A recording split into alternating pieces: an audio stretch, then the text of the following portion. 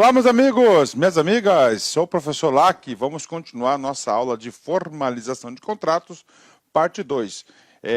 Nesta parte da aula, vamos começar pelo artigo 92. A gente deu aquela paradinha estratégica para quebrar a fadiga dos estudos. Cara, quando você estiver fadigando, você tem que dar uma paradinha, uma respirada e depois você continua. Isso é muito importante. Por quê? Porque você dá qualidade aos seus estudos, né?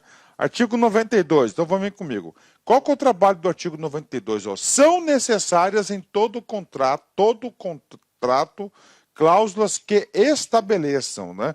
Ou seja, esse artigo 92, ele vai definir o que? As cláusulas obrigatórias, olha aí, ó, obrigatórias.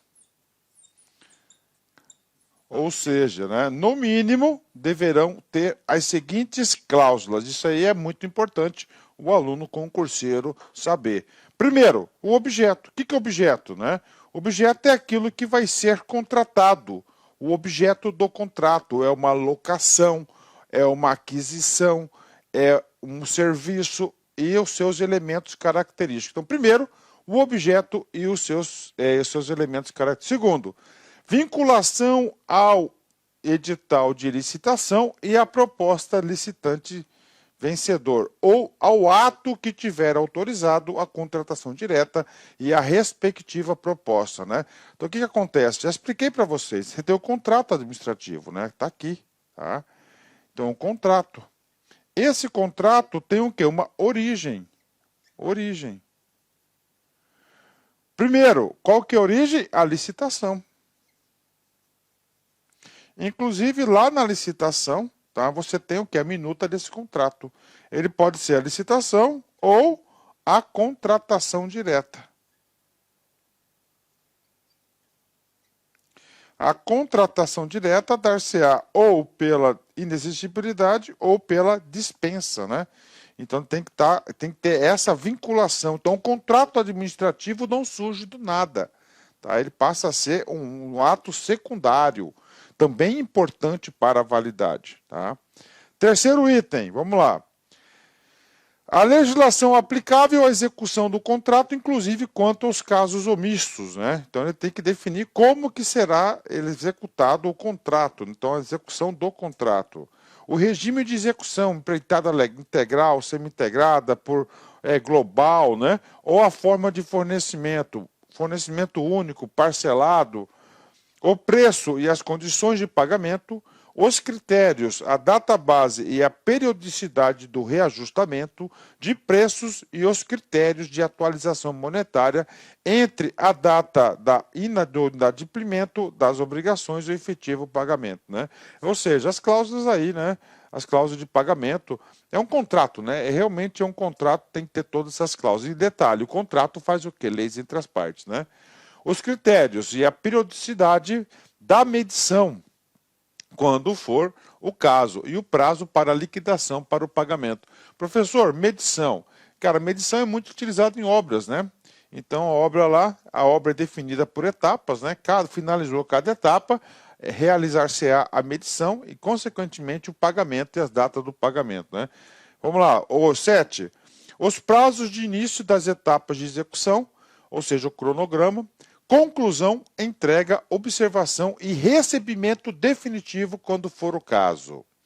Item 8. O crédito pelo qual ocorrerá a despesa, a indicação da classificação funcional programática e a categoria econômica, né? Olha aí, o que significa esse item número 8, né? Esse número 8 significa o quê? Significa parte orçamentária, né? Professor, classificação funcional, né? Função, saúde, educação, categoria econômica. Você tem duas categorias econômicas, né? Ou você tem uma despesa corrente, não é isso? Ou uma despesa de capital. Despesa corrente, o que é isso? Despesa corrente é aquela despesa de custeio. Despesa de capital é aquele investimento, por exemplo, né? Então você tem toda a indicação. Isso aqui é normal, sempre foi assim. Então tem que indicar a origem lá no contrato de onde virá o dinheiro para arcar com essa despesa. A matriz de risco, quando for o caso, a gente explicou isso, matriz de risco lá atrás, no artigo 6º, né? O prazo para a resposta ao pedido de repactuação de preços, quando for o caso. Inclusive, reajustamento, repactuação, nós vamos falar um pouco mais sobre isso, né? O que é repactuação? Quando você quer rever os preços, né? Ocorreu algo que há necessidade de você rever esses preços. O prazo para a resposta ao pedido de restabelecimento do equilíbrio econômico-financeiro, quando for o caso. Isso aqui é muito importante, né? Equilíbrio econômico-financeiro, né? O que aconteceu? Aconteceu um surto inflacionário, aconteceu algo. Então, o que acontece? Acontece que o contrato ele deixou de ter o equilíbrio financeiro quando foi proposto lá atrás. E agora, professor, agora nós temos que rever isso. O que acontecia antes? Acontecia que o licitante ia lá e fazia o pedido de equilíbrio, de ajuste financeiro. Só que a administração pública demorava muito tempo. Agora não. Agora, esse pedido, atenção, né, tanto o pedido de repactuação quanto o pedido de reequilíbrio econômico-financeiro, o prazo de resposta deverá constar no contrato administrativo, né? Deverá constar no contrato administrativo. Isso aqui é muito importante, né? Dá mais estabilidade. As garantias oferecidas para assegurar a sua plena execução, quando exigidas, inclusive as que forem oferecidas pelo contratado no caso de antecipação de valores a título de pagamento, o prazo de garantia mínima do objeto, observados os prazos mínimos estabelecidos nesta lei e nas normas técnicas aplicáveis, e as condições de manutenção e assistência quando for o caso. Claro, prazo de garantia, né, garantias oferecidas para assegurar a execução, garantia do objeto, o que isso aqui é? Garantia do fornecedor, por exemplo, os direitos e as responsabilidades das partes, as penalidades cabíveis e os valores e das multas e as bases de cálculo, né, claro, né, multas para ambas as partes, né, as condições de importação e a data e a taxa de câmbio para conversão, quando for o caso, né. Isso aqui é quando é uma compra internacional, né, compra internacional. 16. A obrigação do contratado de manter durante toda a execução do contrato, em compatibilidade com as obrigações por eles assumidas, todas as condições exigidas para habilitação na licitação ou para qualificação na contratação direta, né? Professor, quais essas condições? Principalmente condições aqui, relações a condições fiscais, né? 17. A obrigação de o contratado cumprir as exigências de reserva de cargos previstos em lei, bem como em outras normas estabelecidas pela pessoa com deficiência, para reabilitado da Previdência Social e para o aprendiz, né?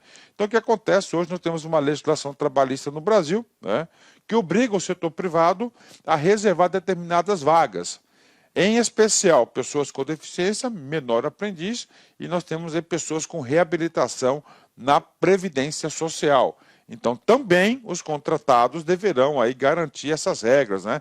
Não é só pelo fato que ele tem um contrato com a administração pública que não vai cumprir essas regras, né? O modelo de gestão do contrato, observados os requisitos definidos em regulamento, e os casos de extinção. O que são os casos de extinção, né? Os casos de extinção é quando há o encerramento, o distrato do contrato, né? Então, são as hipóteses de extinção, né? Então, isso aí são as cláusulas do quê? As cláusulas obrigatórias dos contratos, esses 19 itens, né? Vamos embora, né? Parágrafo 1º.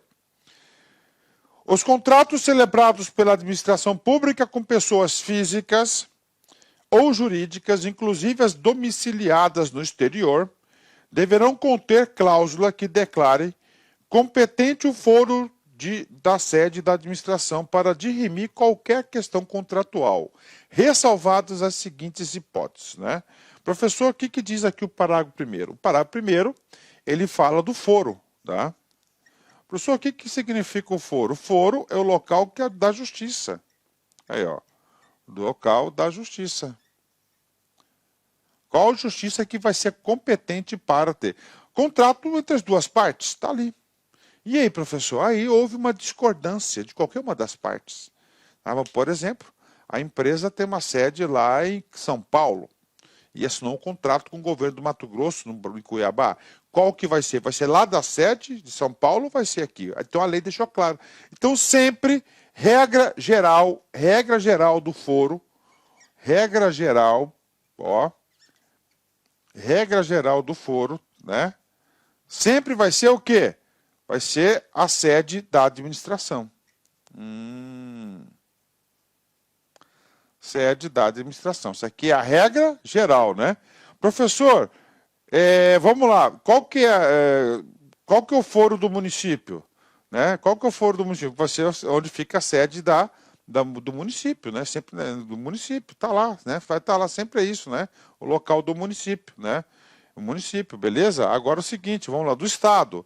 Né? O foro vai ser o quê? Vai ser o capital, né? Sempre o governo sempre está nas capitais, né? A sede da administração fica sempre na capital.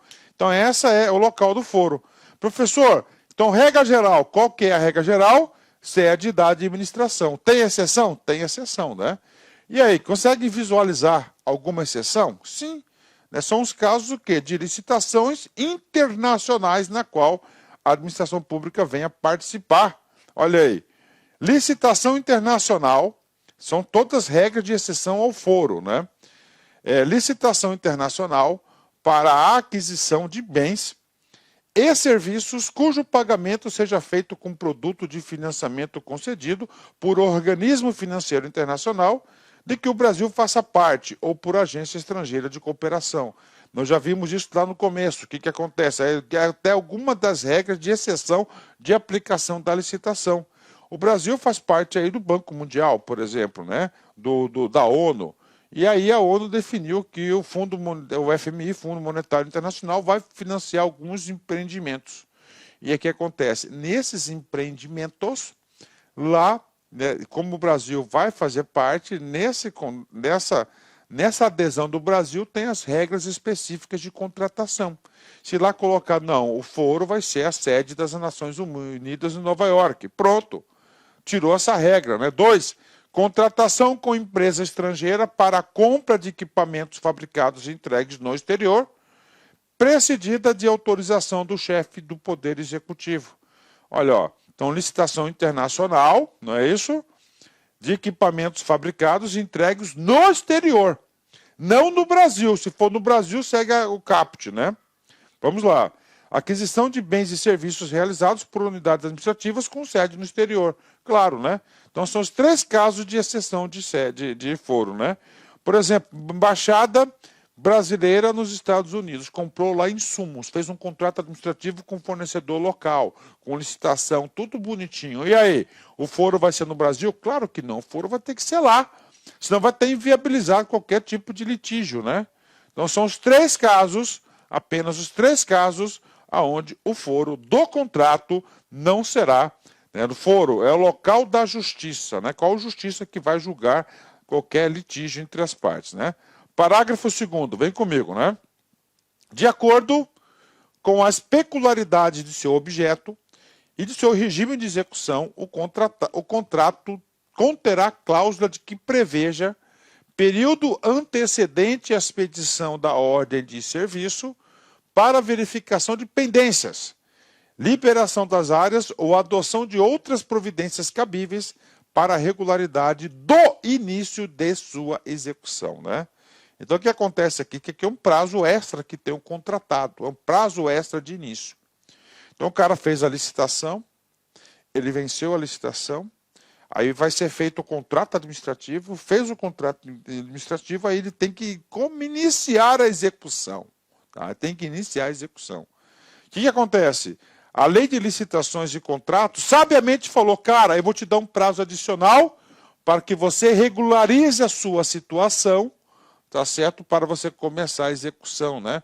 Por exemplo, né? Temos aqui, ó, áreas ou adoção de outras, ó, liberação de áreas, né? O cara vai construir uma obra, né? Então ele tem que se instalar primeiro, tem que dar um prazo para o cara começar a fazer o serviço. Então isso aqui é um prazo adicional. Parágrafo 3º, né? Parágrafo 3º, parágrafo 4º, é muito importante, né?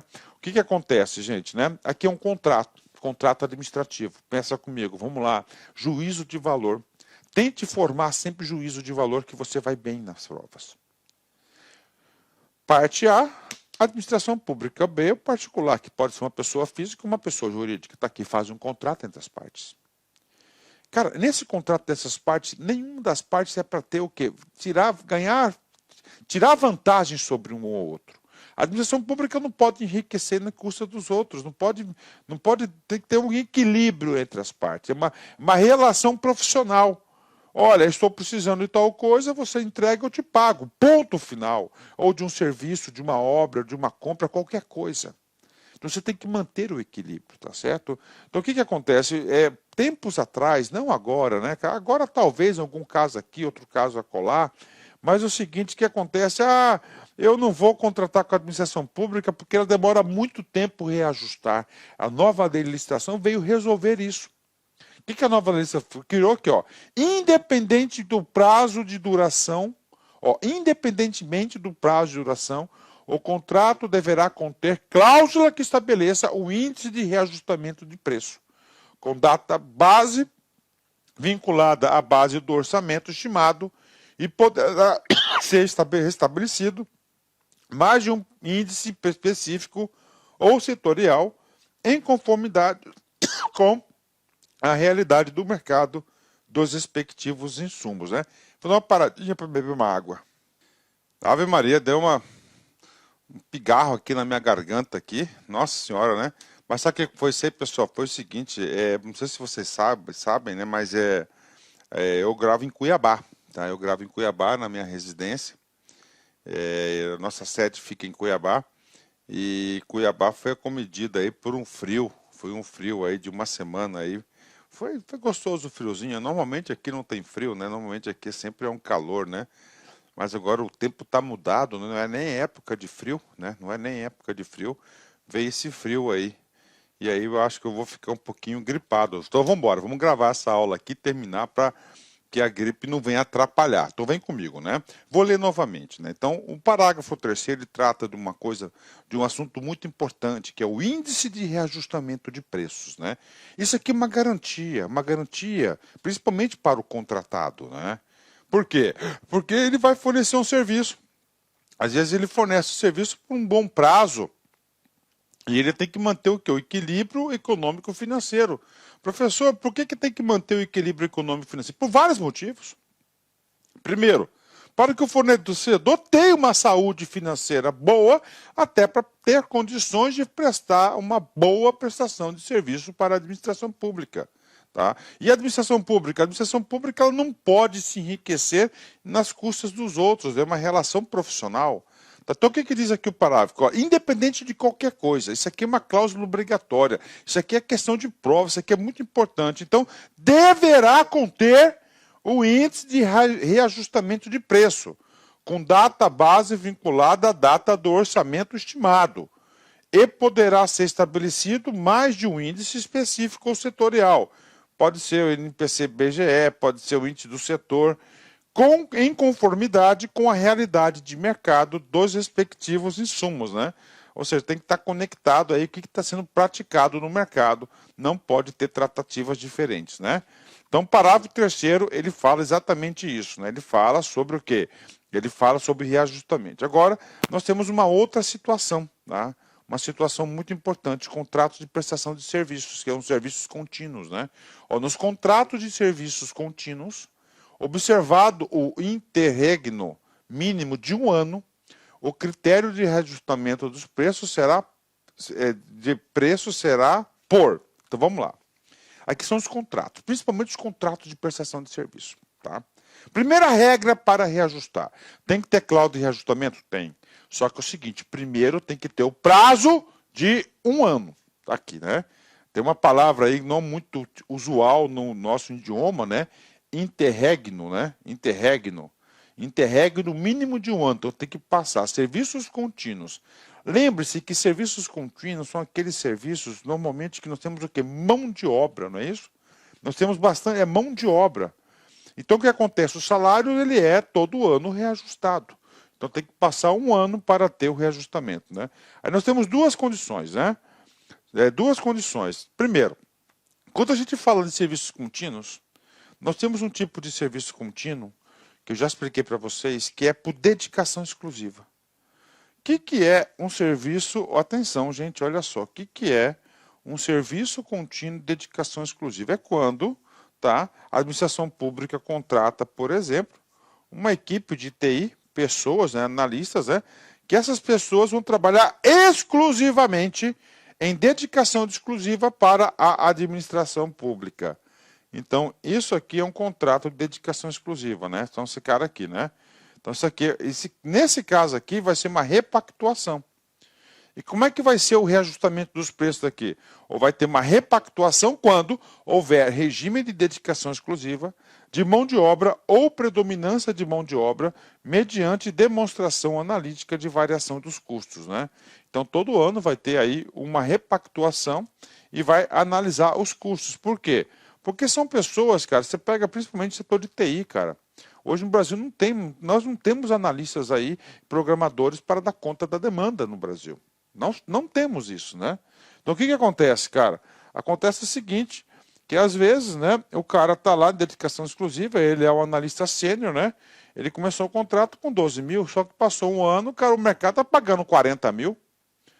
40 mil, e aí? Não tem jeito, o cara vai pedir demissão. Então tem que ter uma repactuação para manter o contrato justo. Então isso aqui é uma parte. Agora, olá, meus amigos, eu sou o professor Lac e inicialmente eu quero pedir licenças, pois estou interrompendo seus estudos, mas essa videoaula que você está assistindo é uma videoaula demonstrativa para você conhecer a qualidade do material, a qualidade do nosso trabalho. Nós aqui da Lá Concursos, nós temos 3 super cursos online específicos, bastante competitivos para todos aqueles que irão concorrer ao concurso do Conselho Regional de Psicologia da 9ª Região. Nós aqui da Lá Concursos, este ano, nós decidimos nos especializarmos em concursos focados para conselhos. E claro, o primeiro concurso que nós estruturamos foi o CRP. Somente esse ano nós conseguimos, preste atenção, oferecer curso completo para o CRP 011, que é do Ceará, o CRP agora do Mato Grosso, que é o 18, e agora o CRP de Goiás, o 09. Então, uma coisa eu garanto para vocês, se você quiser assistir o restante dessa videoaula, se você quiser fazer um curso mais completo, se você quiser conhecer a nossa metodologia do Personal Coach, que é o estudo em regime de metas, eu convido vocês a clicarem no link que tem aqui na descrição, falar com algum dos nossos atendentes para qualquer esclarecimento e, claro, vir matricular, vir estudar conosco, que eu tenho certeza que você não vai se arrepender. Por quê? Porque nós vamos dar o melhor de nós. Um forte abraço, espero vocês.